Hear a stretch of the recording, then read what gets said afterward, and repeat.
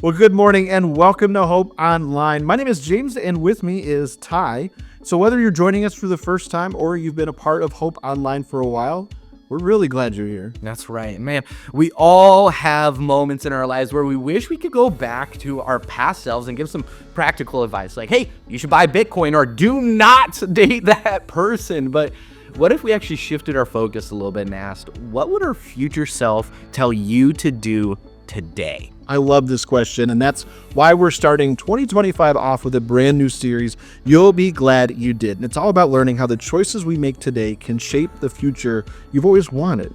So trust me, this is going to be the perfect way to kick off 2025. That's right. So if this is your first time joining us, I want to say welcome. Both James and I are your on-air hosts today. And we also have another member of our digital team here with us, Heidi. Give her a shout out today. We're super excited to have you guys, and Heidi is excited to have you guys here today. Yeah, and after you're done saying hi to her, you should definitely answer our question of the day.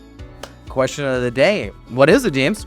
Well, our question of the day is, if you could describe 2024 in just a single word, what word would that be?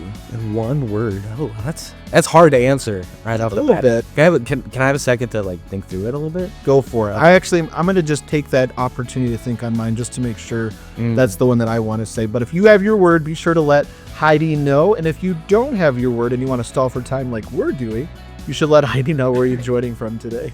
Yeah, so for those of you who are new here, here's what you can expect today. Our tech team, once we're done here, is going to grab us, take us to the auditorium where we're going to be greeted by our Hope Band. They're going to play 3 different songs for us. And right after that, Pastor Mikey, who's our Watertown pastor, as well as our associate pastor, Sean, is going to come out on stage and share a little bit more about what's happening at Watertown. Yeah, and then right after that, we're going to dive right into the brand new series, You'll Be Glad You Did. So, hey, if you are new to the channel and at any point today you decide, you know what, I am ready to get connected, all you have to do, scan the QR code or text the word here and fill out our Connect card. That's right. And when you do fill that out, we're actually going to send you something in the mail, a little bit of a thank you. What you're going to find inside of that is actually a invite card to our very next Zoom party. Yeah, we love our Zoom welcome parties here. So the next one's going to be on January 19th at 9:45 a.m., shortly after first service ends. And during that time, you'll get to hang out with myself, some of our other digital volunteers. You also get to meet some new guests. And the goal of this is, 1, just to get to know each other, hear each other's stories, but 2, we just want to tell you about some upcoming groups that we have going on and other ways that you can get connected. That's right. And not only are we going to tell you about some of these groups, but we're going to share with you what your first step should be to even get started with all that. That's scanning that QR code, texting that number so that you can get access to that digital Connect card. Yeah, so hey, we are just about out of time, so we can no longer stall for time on our question of the day. So what is one word that you would use to describe your 2024?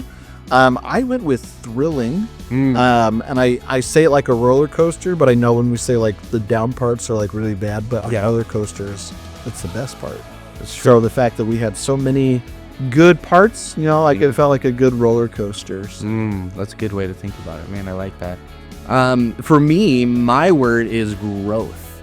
So this year was a big year of growth, not only as a husband, as a dog owner, with my friends, with other parts of my family, here at Hope. All sorts of things have just pushed me to grow more, not only as a person, but also following Jesus. I used to have a boss that would say, when we'd make a mistake, he would say, that's a great growth moment. And that's something that I've held on to. So there's a little bit of something for you to hang on to in 2025 and something to hang on to you as you head into the auditorium, because we are out of time. But enjoy service and don't go anywhere after the final song. We're going to meet you right back here with a little bit more information. Good morning and welcome to Hope. Would you please stand and join us?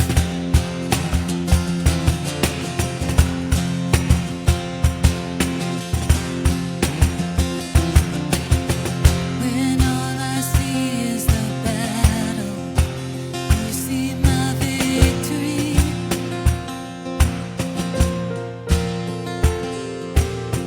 When all I see is a mountain, you see a mountain move.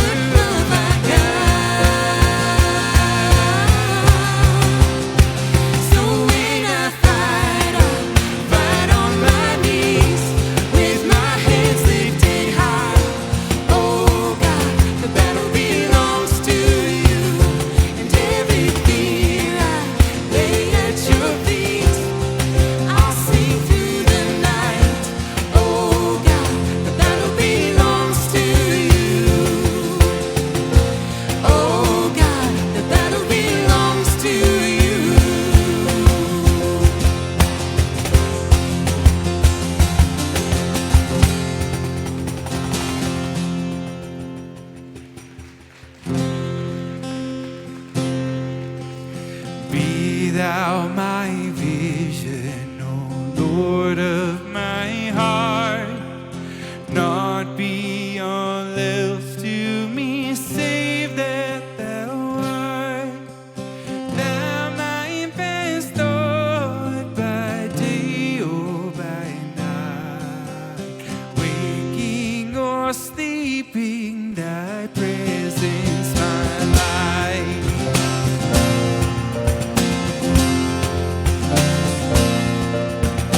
Be thou my wisdom, thou my true word. I ever with thee, and thou with me, Lord. Thou my great Father, and I thy true Son. Thou in me dwelling, and I with thee one.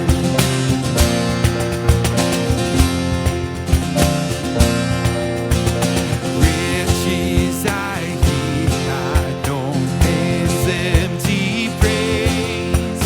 Thou mine inheritance now and always. Thou and thou only first in my heart. High King of heaven, my treasure thou art.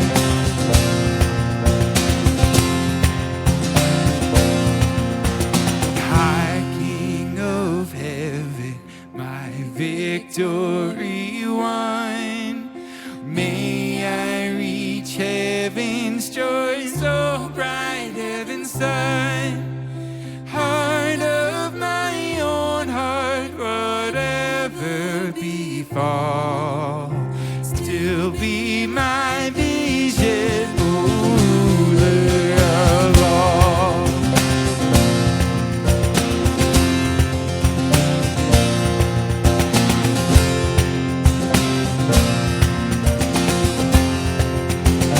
Heart of my own heart, whatever befall, still be my vision, ruler of all.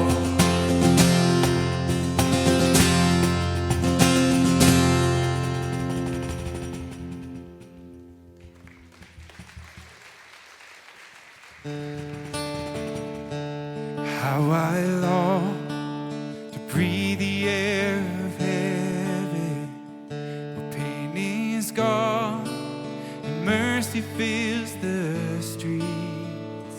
To look upon the one who bled to save me, and walk with him for all eternity.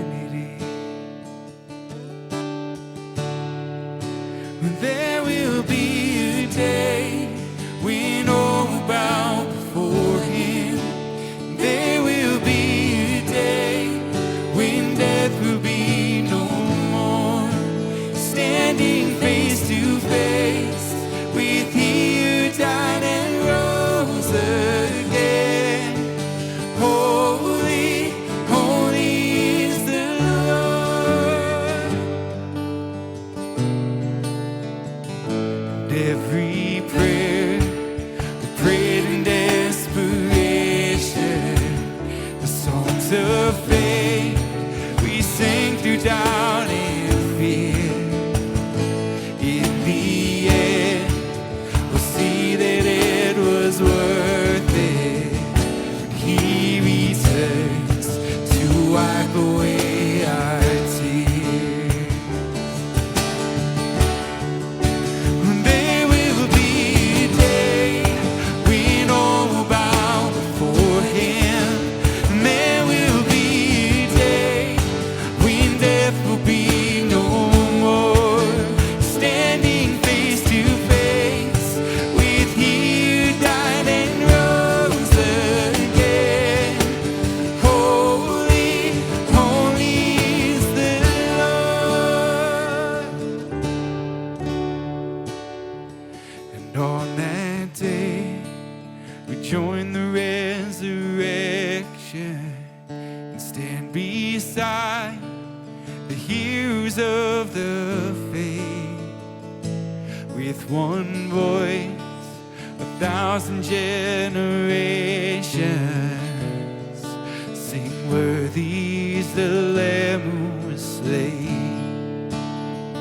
And on that day we join the resurrection and stand beside the heroes of the faith. With one voice, 1,000 generations sing, worthy is the Lamb who was slain. Forever he shall reign. So let it be today. We shout the hymn of heaven with angels and the saints. We raise a mighty roar. Glory to our God who gave his life beyond the grave. Holy, holy is the Lord. Let it be today. We shout the hymn of heaven with angels and the saints. We raise a mighty roar. Glory to our God who gave his life beyond the grave. Holy, holy is the Lord. Holy, holy is the Lord. Holy, holy is the Lord.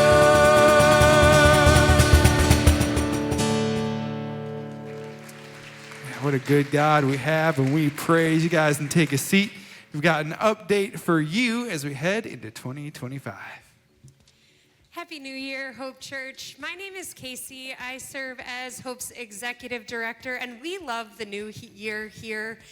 We love it because there's a lot of new faces and people coming to check out Hope for the first time. And as you're seeing today, a lot of people in the room. So if you do have a seat that's near you and you're able to scoot towards the middle, that would be super helpful as we have people still coming in looking for seats. Now, maybe today is your first time coming back after Christmas, and you're taking our lead pastor, Jason, up on his invitation to check out our new series, You'll Be Glad You Did. Yeah, and if that is you, welcome. And we truly believe that you will be glad that you came back. My name is Mikey. I am the Hope Watertown pastor. And if this is your first time joining us, we just want to give you a special welcome. We're glad you're here. And we want to help you get all connected to all things Hope Church. And the best way for you to do that is to sign up for our weekly newsletter. And you can do that by filling out your Connect card, which is right in front of you in that seat back pocket. Or you can scan the QR code and take that card to our hub, which is just to the left as you exit. And one of our incredible volunteers will be there to help you set that up and also give you a free gift just for joining us this morning. Now, Mikey, New year, new series. What else is new this week? Big news. So this is our last Sunday as a one-location church. This Sunday, this Sunday we are, it's a big deal. We are super excited about the fact that this Sunday, our launch team is going to start preview services in Watertown, and we're going to take the next couple weeks of just getting ready, getting geared up, getting everything in place for our grand opening of Hope Watertown on February 2nd. We've been working really closely with the volunteer team of over 120 people that are so excited to welcome the Hope Watertown, or the Watertown community, to our new Hope location. We have over a dozen volunteer teams that are about to experience portable church, either for the first time or a return to our portable roots, as we take a middle school and transform it into a church, and then hours later break it all down like we were never there. Yeah, and with Hope Watertown opening in just a few weeks, now is the time to invite your friends. And so if you know someone that's in the Watertown community or surrounding area, and they don't have a church, invite them to join us. We would love to see them. As you go out today, there'll be a table to your right that has handouts, postcards, all things to help you invite people to Hope Watertown. We're able to take this big step as a church to move to 2 locations because of your financial generosity. Every time you financially support the mission here at Hope, it allows us to pursue our vision to reach people that are far from God. If you'd like to begin financially supporting Hope, you can scan the QR code in front of you, or if you brought a gift with you, there are offering boxes in the back of the room. We are so excited for the future and what God has not only here in Lake Country, but now in Watertown. Yeah, and speaking of the future, what if you were visited by your future self? What do you think your future self would tell you to do? Well, that's what we're going to be exploring over the next couple weeks in our brand new series that we're kicking off this morning. You'll be glad you did. Enjoy.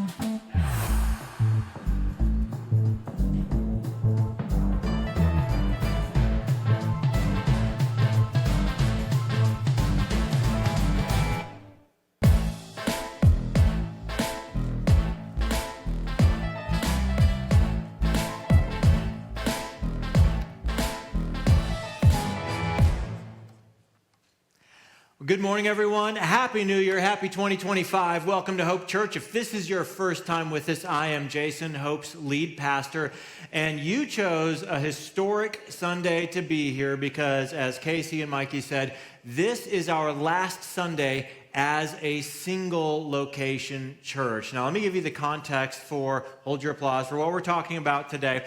23 months ago, I stood on this stage and I showed 2 incredible opportunities that this church had to make 2 significant investments.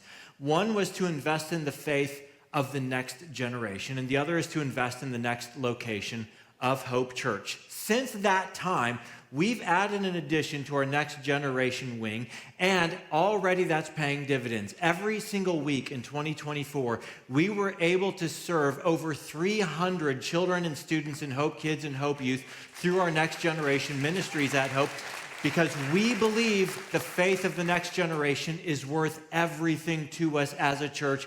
You guys made that investment. We moved forward, and we're serving more students and children than ever before.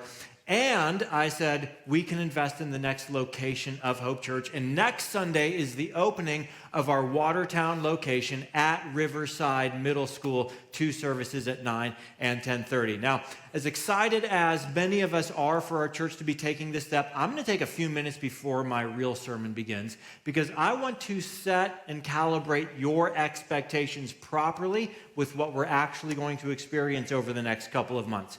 First of all, there's going to be a learning curve with what we're doing, just to be clear. We've never opened a new church before. We've never simultaneously operated in 2 different communities at the same time before. If you're in our Watertown location, everything we have there is brand new. New gear, new lighting system, new audio system, new video system, new environments, new parking lot, new kids ministry supplies. Everything is new. It's different. There's going to be a learning curve, and there's going to be a few gremlins. We just know they're hiding in our new gear. That's where they hide. Furthermore, if you will be here at our Lake Country location, just so you know, starting next week, 120 of us adults will not be here. 120 of our key volunteers, in fact, many are leaders of our volunteer teams, are going to be in our Watertown location. Not for a week or 2, but they are going to be there. They are going to serve there. They are going to be part of Hope Watertown, which means there are going to be some gaps, some holes in our volunteer lineup here as a church in Lake Country. So whether you're in Watertown or Lake Country, there's going to be a few hiccups. There's going to be a few things that go wrong over the next couple of months. So when you notice these things, here's what you need to know. Our staff notices them too, okay? See, you noticed one thing that went wrong. We saw 11 things that went wrong, and we are going to prioritize how we tackle these problems and how we fix them and address them. So rest assured, we have a competent staff. If you've been around here any length of time, you know the caliber of people that we have on staff here. We'll figure it out. We'll get to it. However, if you still feel the urgent need to complain about something that went wrong, I've instructed our staff members to interpret your actions as a generous offer on your part to volunteer to join the ministry team that's responsible for that area of ministry. And they will gladly schedule you for the team for next Sunday and tell you what time to be there and hand you your free t-shirt for joining the volunteer team. Now, I know that in a room like this, there are a number of high achievers. And you're like, what if I just skip the complaining step and go right to a volunteer team? Well, if that's you, we will allow that. So if you're interested in learning about volunteering at Watertown, talk to Mikey in the lobby. He's at the Watertown table by the exit. If you're interested in learning about volunteering here in Lake Country, stop in the hub on your way out. We would love to tell you more about that. Now, I'm not worried about the little hiccups and bugs. That's just part of growth, okay? That's just part of the package, so that doesn't bother me a bit. I want to tell you what I'm anticipating over the next couple months and years that follow. And this is a little bit about my story, and I'll try not to get emotional as I talk about this, because some people, when they tear up, they can keep talking and it's moving. When I tear up, I stop talking, so I'm like, it's just awkward for everyone. So I'm gonna try not to do that. But here's why this matters to me personally. 16 years ago, Kathy and I were given the opportunity of a lifetime, at least as far as we were concerned. We were in a church that was very stable, very comfortable, very predictable, and we enjoyed it there. We enjoyed our community, we enjoyed our church, and we were given the opportunity, I was given the opportunity to join the staff here at Hope Church. And if there were a career coach advising us, the career coach would have said, stay with the safe move. You'll know you'll get a paycheck if you stay put. But listen, we couldn't help but be part of a church that had this big vision that Hope had. Because what broke Hope Church's heart broke our heart too. That churches should be for people who gave up on church. Churches should be for people who maybe they haven't quite given up on God yet. And so what if we had a church that was for people who, for whatever reason, just aren't going to engage with the local church? And so we moved our small family across the country to pursue this big dream and do something about this thing that breaks our hearts. And in our first year here, our attendance was maybe 75 people a weekend. I baptized 2 people that year. Last year in 2024, this church baptized 107 people. Now, I don't say that because that's not because of me, that's not because of Kathy, that's not because of us. God's going to do what God's going to do. I fully know that. But if we had not moved here, we would have missed out on it. Our lives would be poorer for it. In fact, every time we have a baptism event at this church, I'll usually sneak up into the tech booth behind you to get a better view. And as I watch people come out of the water into new life, it's emotional for me because I always think to myself, what if we never left what was safe? What if we never left what was secure to chase this big dream with all of you? Our lives would definitely be poorer for it. And here's why I bring all of that up. My prayer is that for those of us who are going to be there on day one of our Watertown location, my prayer for you is that in the months and years ahead, at every single baptism event we have at our Watertown location, you will feel that same awe-inspiring sense of gratitude that we feel every single time we see people baptized at this church. And you will realize that God is using your decision to step out away from our comfortable, permanent facility here in Economwalk to be part of what he's doing in our generation, because your faith in God, your view of life will not be the same after that. And my prayer for those of us who are staying here, who are realizing today, it's time for me to step out of my comfortable chair and start serving people the way other people have served me at this church, that you will feel the same sense of gratitude, because you will see God change people's lives and eternities, and you will see God use your choice to serve others to do it. That's what I want all of us to have the joy of experiencing. So as your pastor, as the pastor of Hope Church, I'm just incredibly grateful that I get to work at a church where the church will accept nothing less than an all-out effort, an all-hands-on-deck effort to do everything we can do in our power and trust God to do what only God can do in his power to change lives and change eternities in our generation. This is a church that will not settle for anything less, and that's why I love being on staff at Hope Church. So thank you for volunteering. Thank you for your service. Thank you for your generosity. Thank you for your prayers. Thank you for being part of our mission to create churches that attract and engage the unchurched. But that all starts next week. Time for the emotional, sentimental stuff to end and me to start making you feel guilty. That's really my job as a pastor here at Hope Church, so don't get used to that part. Today, we are starting a brand new 4-part series called You'll Be Glad You Did. Now, as we start a new year, it's for many of us a time to take inventory of life. And as we look back at the past, something that all of us have in common as people is that we look back and we're really grateful to our past selves for some of the decisions we made, for some of the choices that we made, for some of the habits that we formed. Maybe there is something with your health that you did in the past, with your money that you did in the past, with your relationships you did in the past, that led to a healthier version of you today, that led to richer relationships with you today, that led to more financial margin for you today, that led to a bigger faith in God for you today. And as a result of what you did in the past, you're grateful you had the opportunity to make those changes when you did, because your life is better off today.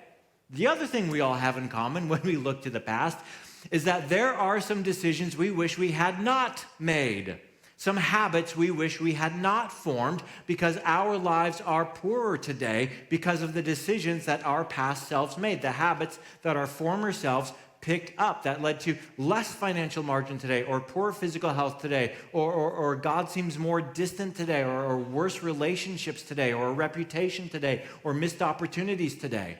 See, some of the decisions we wished we hadn't made, some of them, there was just a minor setback. For some of them, entire options for our future were permanently cut off. Other decisions we made have left us emotionally scarred. So when we look back, something we all feel as human beings from time to time is the emotion of regret. Nobody ever gets to the end of high school and says, I nailed it. Well, I'm glad I never embarrassed myself once in high school. That was a great ride. Nobody gets to the end of raising children and says, I crushed it. My kids are lucky to have me. When do I write my book? Nobody gets to the end of their life.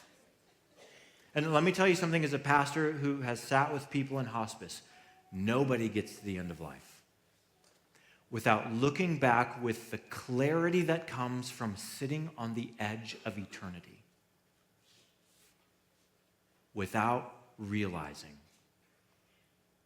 their misplaced priorities, the words they never should have said, the words they wish they had said, how they would do things differently if they could start all over. Nobody gets to the end without feeling regret. That is something that all of us have in common when we take inventory of life. So when it comes to this series, here are the things we all share. Looking back, there are some things where we're glad we did. Other times we wish we had. Other times we're glad we didn't. And other times we wish we hadn't, okay? We're glad we did, wish we had, glad we didn't, or wish we hadn't. Which is why if someone lent you their time machine for an hour, but I don't know how you lend a time machine for an hour, but go with me. And you could go back in time, 1 year, 5 years, 10 years, whatever it is. If you could go back in time and visit yourself, your younger self, you would have all kinds of very specific advice to give to your younger self. And as soon as your time runs out, you've got to hop back in your DeLorean and come back to 2025, the last thing out of your mouth would be this. You would say, trust me, you'll be glad you did. Because with the benefit of hindsight, you can look back at your past and know what decisions you should have made, know what values you should have embraced, and you would tell your younger self, if you followed this advice, you'll be glad you did. Now, I think it's a helpful exercise to look back at your life and wonder, what advice would I give my younger self? I think it's helpful to wrestle with the question, what should I have done? In fact, this is a question I ask myself every morning. As part of my morning routine, I look at the day yesterday. What should I have done? How could I have been better? How did I sin? How was I a lousy husband or a bad boss or whatever it was? Where could I improve? I think that's a helpful question, because if you take that question seriously, you will learn wisdom over time. You will become a more competent person over time. You will become a person of greater awareness when you realize and take inventory of how many times you mess up in a day. I think that's a valuable question to ask and an exercise to perform. However, it's a limited value exercise. Because, number one, it doesn't reverse the consequences of your poor decisions from the past. It doesn't reverse the consequences of the unhealthy habits you picked up in the past. And number two, it doesn't always give you clarity on what you should do today to move forward into a healthier future.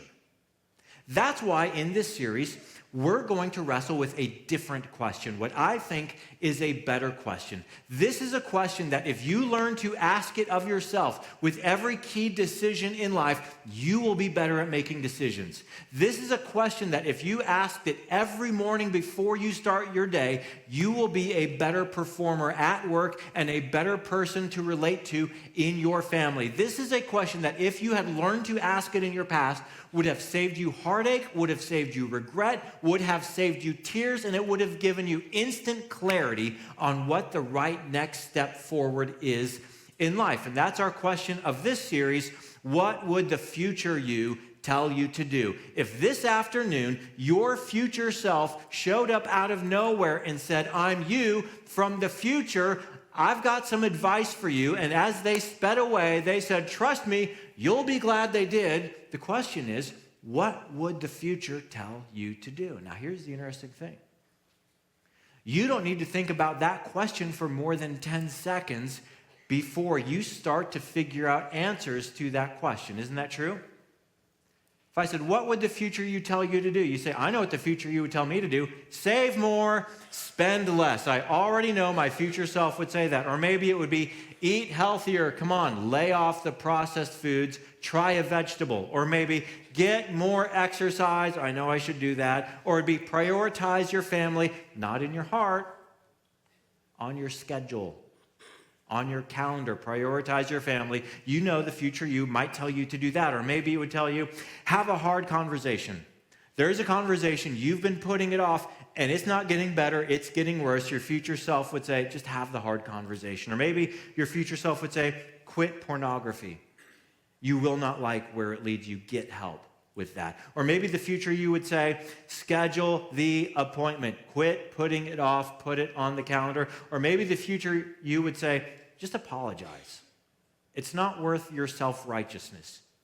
The consequence on the back end will be much more severe than the pleasure you feel at being right in the moment. Just apologize.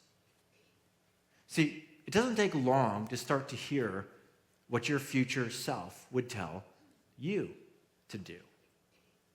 Now, in this series, those are just the superficial answers. What I'm going to do is I'm going to show you today from the Bible where we get this question, but over the next 3 weeks, we're not just going to look at like the superficial New Year's resolution kind of stuff that the future you would tell you to do, like lose 15 pounds. We're going to go into deeper layers of this question, and we want to get to your inner life and really hear about the deep work your future you might have you do today. But I want to show you why I think this entire 4-week series is worth your attendance and your attention. This is what I've learned as a pastor, and you've probably noticed it in the lives of some people close to you, and that's this. People don't plan to mess up their lives. They just don't plan not to. People don't plan to mess up their lives. They just don't plan not to. People do not enter their first marriage planning their second marriage. But it happens. People don't try a substance planning on ending up in addiction. But it happens. People don't get their first credit card planning on going bankrupt. But it happens. People don't plan on losing their faith in God. But it happens. People don't plan on raising children that are codependent and dysfunctional, but it happens. Think of how much effort it takes to do these things. How much work and time and energy does it take to plan a first wedding that ends in divorce? How much paperwork does a person have to fill out to be approved for the loan that they're not going to be able to pay back if they hit one financial speed bump in their lives? Think about how much work we have to take to start a business that is doomed to failure. Because people don't plan to mess up their lives, they just don't plan not to. Now, every month I see a counselor. He only works with pastors. I've seen him for about 12 years. What's funny is before he was a counselor, he was a police detective.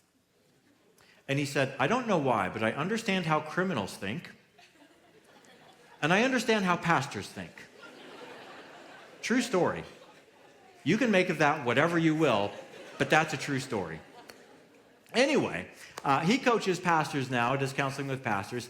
And a few months ago, I was talking to him about how there are some pastors who build enormous churches with enormous platforms and enormous online reach. But then they go up and they blow up their lives and their church and hurt a lot of people. They have an affair, there's embezzlement, there's a coping mechanism that turns into an addiction. And as we were talking about this, I said, I can honestly say, I've never had any temptation or desire toward any of those things that leads to this kind of ruin. And do you know what my counselor said? Neither did they. That's what I said.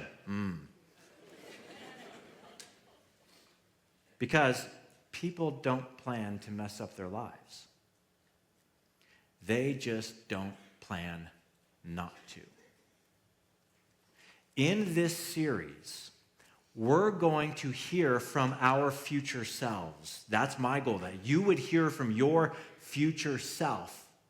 Not just about living a good life today, but how to build a life that actually gets you to a destination of flourishing in your future. And we're going to wrestle with this question every week. What would the future you tell you to do? Because if you can get clarity around your answer to this question, you'll be glad you did. So today, I'm going to introduce you to the place in the Bible where I got the idea for this question, for this series. And then again, the next 3 weeks, we're going to go into deeper layers of it. So today, to get started, we're going to be in a book of the Bible that we call Proverbs. Proverbs was written by King Solomon, and if you're new to Christianity, or if you're a person who does not believe the Bible is the Word of God or is inspired by God or anything like that, I think you should read the book of Proverbs, because if you read it, there's no miracles. It's not like God speaking to people, because you've always been suspect of that. But as you read it, you will be astonished at how practical and insightful and useful for your life this ancient wisdom that was written down so many millennia ago is for our lives today. But if you read Proverbs, the first 9 chapters are really the introduction, and Solomon is telling us you can choose the path of wisdom or you can choose the path of folly, but you get to choose. Both will be in a relationship with you. Wisdom and folly would love to be in a relationship with you. You have to choose which one you'll be in a relationship with in your life. Well, right in the middle of the introduction in chapter 4, Solomon lays out the fact that when it comes to getting to your future destinations, you get to choose the path you go down, and you get to choose whether or not you will listen to your future self. So we're going to pick it up in Proverbs chapter 4, verse 18, where he wrote, The path of the righteous is like ... but the way of the wicked is like ... Now, I'm going to expand those in a second. But first, I want to show you that Solomon is contrasting two ways through life. Now, he calls your life a path, and he calls it a way, because in your life, every single choice, every single decision, every single action, every single conversation, every single word is a step.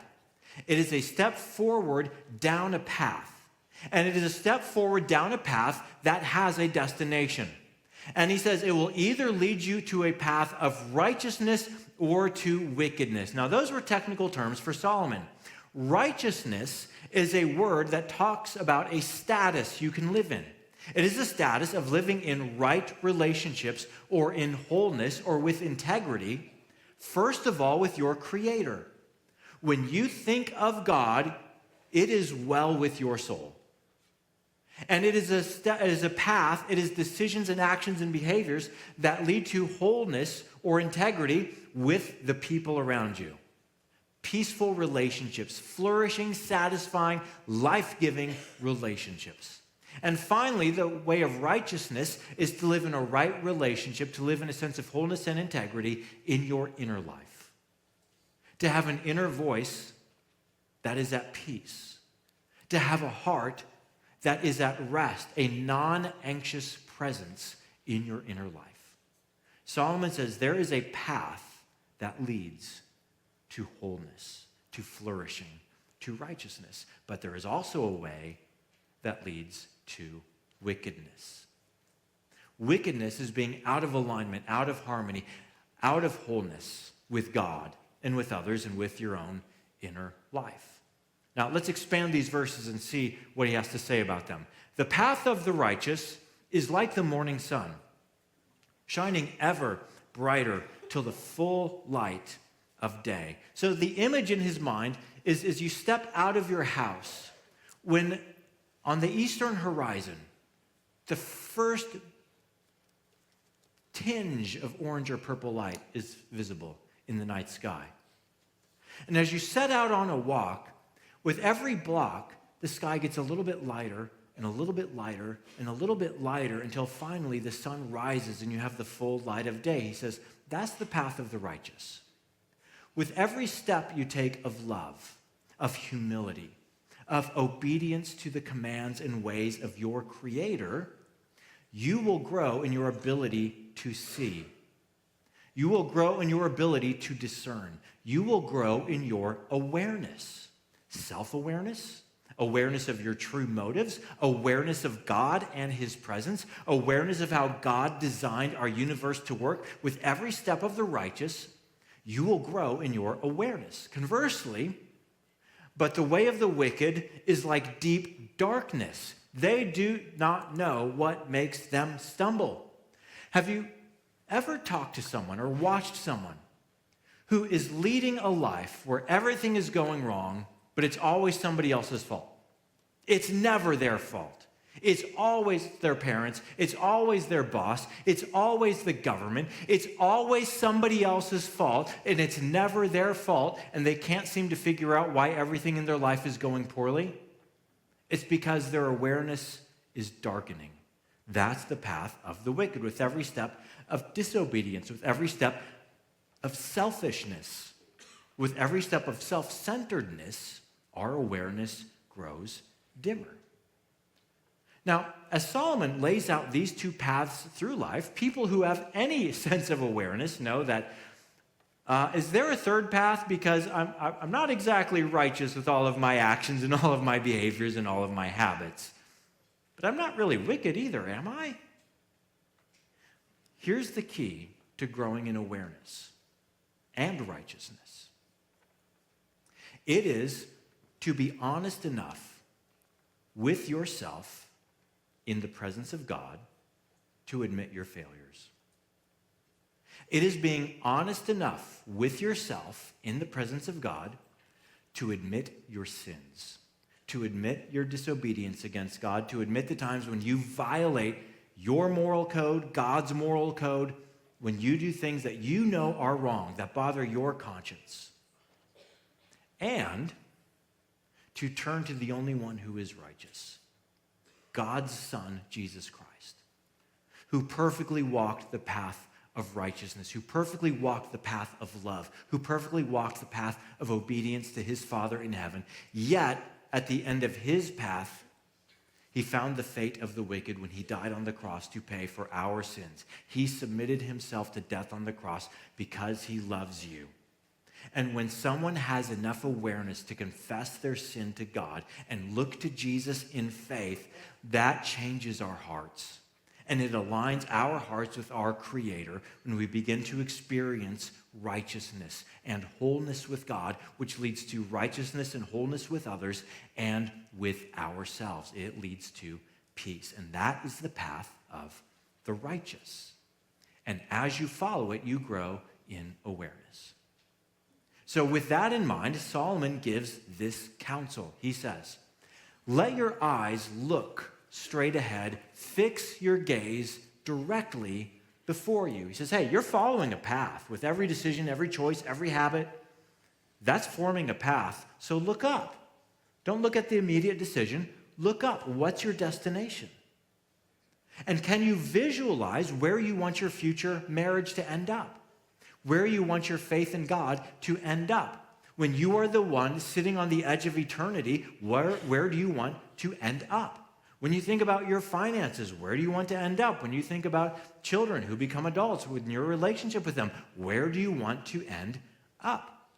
When you think about your reputation, any aspect of life, where do you want to end up? Solomon says, look straight ahead. Fix your gaze on the future you. Fix your gaze on where you intend to end up in life. He continues, give careful thought. The word literally means to weigh on a scale. Like when my dad hypothetically used to tell me, weigh your next words carefully, son. Give careful thought. Weigh very carefully. Give careful thought to the paths for your feet. And be steadfast in your ways. Once you identify the future you, once you hear from the future you, he says, lock down on it. Be steadfast, be unwavering in your commitment to a future that leads to righteousness, to these whole relationships with God and with others, and in your own inner life too, because that is the destination of flourishing.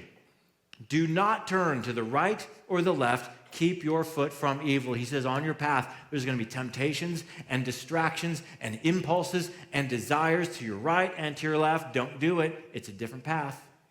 Don't do it. You do not want to end up there. Keep your eyes fixed on the future you. What would the future you tell you to do? And whatever you do, once you hear from the future you, here's what he's saying in this fill in the blank. Do not trade what you want most, what the future you would tell you to do. Do not trade what you want most for what you want in the moment. That's when people stray from the path. What would the future you tell you to do? Now, that's just an introduction to today's idea for this series. We're going to pick it up right there next week. But before we go any farther in this series, I want to make sure you have a chance to begin hearing from the future you, whether that's the you 1 year from now or 10 years from now, or the one sitting on your deathbed.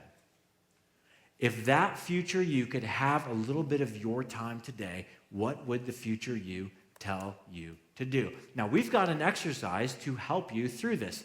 In the seat back pocket in front of you, or on your chair if you're in the front row, there's a postcard. On the back, it says, what would the future you tell you to do? And on the front, there's some lines there. Here's the assignment. We're inviting you to write your name and address on the front. And then, on the back, answer the question. What would the future you tell you to do? And here's what's going to happen. We're going to invite you to fill this out. And if you already know the answer, go ahead and write it down. And turn them in. We're going to have some people with some buckets. You can drop it in the bucket. And then our staff is going to read them and make fun of you. No, we're not going to do that. We're not interested in knowing. We've got our own future selves to hear from, okay? Well, here's what we're going to do. If you turn it in, we're just going to take the whole pile of them. We're going to put them in a cardboard box. We're going to close it, and we're going to put it in a cupboard for 6 months. And then this summer, we're going to put a stamp on it and mail it to you as a reminder of the clarity you had in the month of January of what your future self would tell you to do. And for anyone who has a phone or who's watching online, there's a QR code as well. That can be scanned, and if you scan that, you can just type it in there, and we'll just fill one out for you and do the same thing, and we'll send that to you this summer. Now, if you need more than a few moments to do that, you can bring that back at any point in this series. And in fact, we'll have extra cards in the series. You just go to the hub, whether you're in Watertown or Lake Country. Go to the hub, you can grab a blank one there, you can fill one out there, turn it in there. We're going to put it in the cardboard box, and in 6 months, we're going to mail it back to you because we don't want this. I don't want this to be oh, that was a clever series. I wonder what's for brunch. I want you to wrestle with this because this is about the future God has for you. And God does not want you to miss out on the flourishing He has for you in your humanity, both in this life and in the next life. Jesus walked the path of righteousness so that we can walk the path of righteousness in His love and in His forgiveness. So, what would the future you tell you to do? Write your answer on the postcard, turn it in today or preferably next week if you need more time, that's fine. And then we'll pick it up right there next Sunday. You don't want to miss it. Let's pray. Father in heaven, I ask that we will be people of awareness and honesty to acknowledge our failures and sins. Because it is only through honesty and humility that your love through your Son, Jesus Christ, penetrates our darkness in which we stumble. I ask that we will have a rich experience and measure of your forgiveness and love today so that our hearts will be more aligned with you, our loving Creator, so that we can begin to walk or walk with more integrity in the path of the righteous. This is the path you're inviting us down, the path of wholeness, the path of flourishing, the path of peace in our inner lives and in all of our relationships. So, Father, as we move forward in this series, I ask that we will have the clarity and wisdom that only come from the experience of life lived.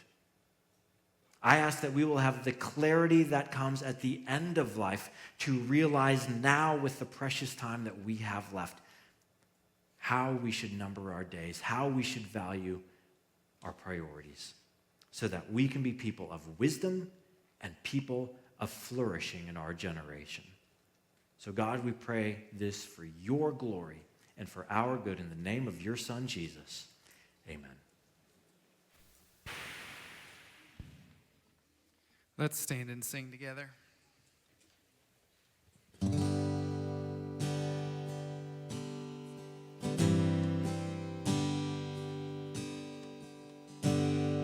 Oh, I searched the world, but it couldn't fill me. A man's empty praise and treasure that fades, I never know. Then you came along and put me back together, and every desire is now satisfied for hearing your love. Oh, there's nothing better than you. There's nothing better than you, Lord. There's nothing, nothing is better than you.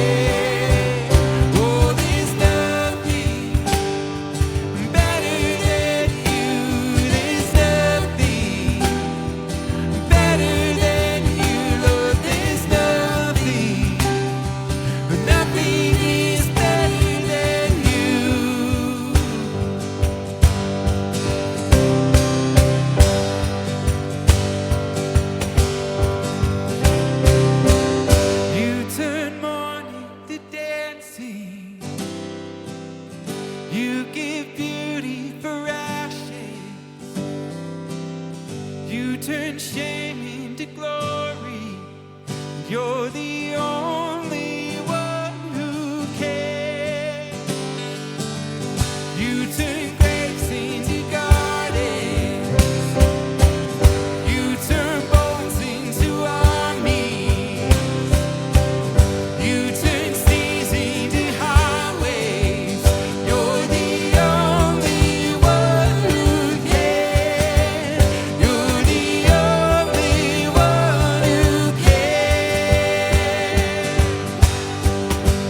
Oh, there's nothing better than you. There's nothing better than you, Lord. There's nothing. Nothing is better than you. Yeah. Oh, there's nothing better than you. There's nothing better than you, Lord. There's nothing. Nothing is better than you.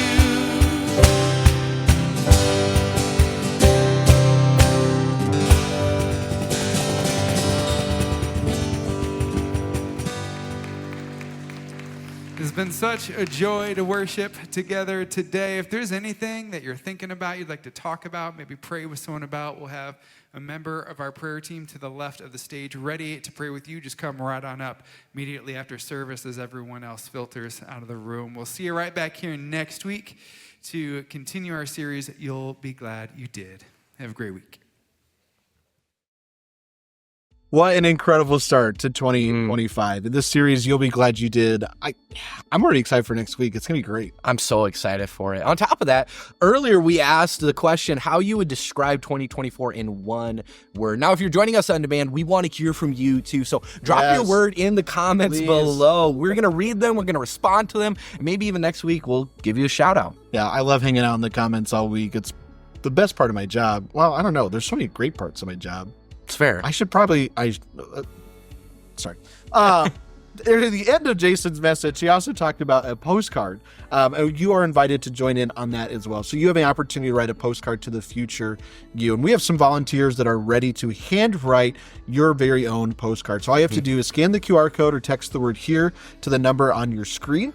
There you'll be taken to our digital hub, and you'll see a little button that says fill out the postcard here. And then once you do that, we'll make sure that you get your postcard. You have until January 27th to fill that out. On the 27th, we're going to pull that off of our website. That's right. Yeah, again, that QR code, the number on your screen, those are your ways to win today, right? This is where you're going to get your digital hub, and as well as our Connect card, where you're going to find an invite to our Zoom welcome party, as well as some next steps for you.